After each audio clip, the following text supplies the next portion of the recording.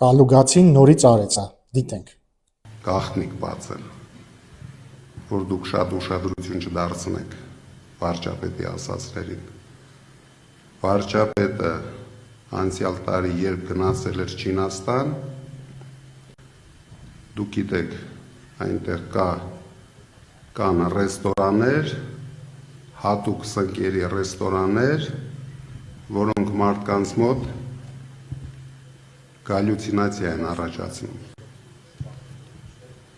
Ինքը այնտեղ փորձել էր, դուրը եկել էր և իմ ինֆորմացիայով մոտարապես 1 տոննա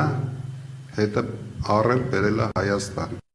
Հիմա հասկանում եք, թե ինչի էին ամիսներ շարունակ արհեստական բանականությամբ սարքած հայտարարություններ տարածում Կալուգացու անունից, որովհետև գիտեին, որ եթե ինքը սկսի իր բերանով խոսել,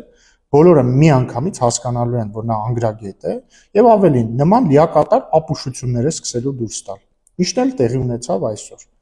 Իսկ ինչ վերաբերում է հալյուցինացիա առաջացնող սնկերին, կամ ինչպես Կալուգացին է ասում, գալյուցինացիա առաջացնող սնկերին, կարծում եմ նման սնկեր ամեն օր ընդունում է նրան Հայաստան ուղարկողը, որովհետև կներեք արտահայտությանս համար, բայց